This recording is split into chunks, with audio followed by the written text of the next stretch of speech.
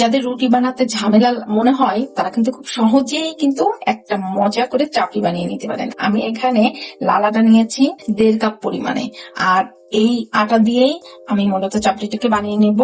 আর এই আটাটা হচ্ছে ভাঙানো আটা মতো আমি একটু লবণ দিয়ে নিলাম। এখন আটাটাকে খুব সুন্দর করে মিক্সড করে নিব। একদম গাঢ় হবে না, আবার একদম পাতলা হবে না।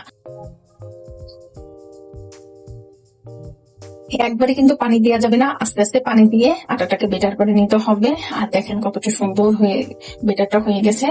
আমার এখানে আর হালকা একটু পরিমাণে পানি লাগবে। এইভাবে করে আমি আটাটাকে খুব সুন্দর করে বিট করে নিব। যদি দেখেন আটাটা গুলানো একদম পারফেক্ট হয়ে গেছে, এখন আমরা চুলায় চলে যাই চাপড়িটা বানানোর জন্য। আমি চুলায় একটা টা নিয়েছি, চাটাকে হালকা একটু ব্রাশ করে নিচ্ছি, যেহেতু চাপড়ি বানাবো। আর একটু ব্রাশ করে না নিলে কিন্তু চাপড়িটা উঠবেও না।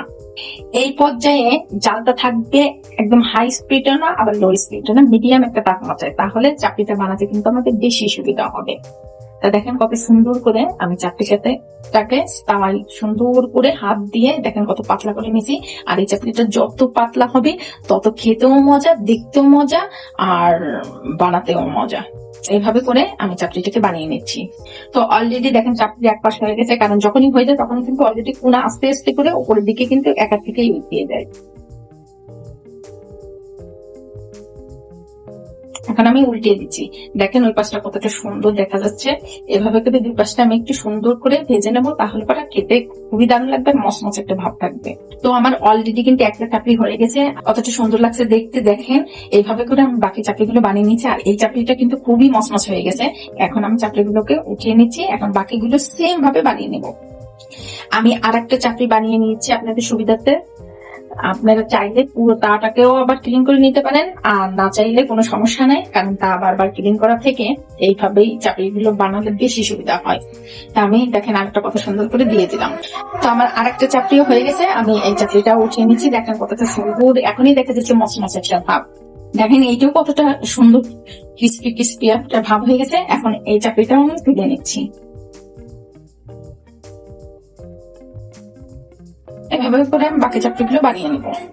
তো দেখেন একে একে আমি কতগুলো পেয়েছি, চাপড়িগুলো দেখেন আমার হয়ে গিয়েছে। এইভাবে বাসায় একবার ট্রাই করবেন। রুটি বানানোর ঝামেলা থেকে কিন্তু এই ধরনের চাপড়ি বানাই খেতে কিন্তু বেশি মজা লাগে। সাথে যদি থাকে এরকম তরকারি, তাহলে তো চাপড়িগুলো খেতে আরো বেশি সুস্বাদু লাগে। যে কোনো তরকারি দিয়েই কিন্তু আমরা চাপড়িগুলো খেতে পারি, কোনো মাংস হোক, মুরগির মাংস হোক, কোনো সবজি হোক, ভর্তা হোক, যেটাই হোক, সেটাই যে কোনো জিনিস দিয়ে কিন্তু আমরা চাপড়িগুলো খুব মজা করে খেতে পারি। তা আমি দেখেন চাপড়িগুলো কতটা পাতলা হয়েছে আর কতটা সুন্দর দোসার মতো কিন্তু দেখা যাচ্ছে। তো এইভাবে বাসায় একবার ট্রাই করবেন। আমি এটা লাল আটা দিয়ে করে নিছি, আর আটাটা আমার মিল থেকে ভাঙিয়ে নিয়েছি, এটা কেনা কোনো আটা না। এই মসমসে চাপড়ি খেতে কিন্তু খুবই ভালো লাগে। আপনারা সাদা আটা দিয়েও করতে পারেন, তাতে কোনো সমস্যা নেই। কতটা মজা হয়েছে আর কতটা মসমস হয়েছে যা বলার অপেক্ষা রাখে না। যে পর্যন্ত আপনারা সবাই ভালো থাকবেন, সুস্থ থাকবেন, নতুন নতুন করে রেসিপি নিয়ে আবার সামনে হাজির হবো। আপনারা আমার ইউটিউব চ্যানেলটা একটু সাবস্ক্রাইব করে আমার পাশে থাকবেন, ফেসবুকটা একটু ফলো দিয়ে রাখবেন। আল্লাহ হাফেজ।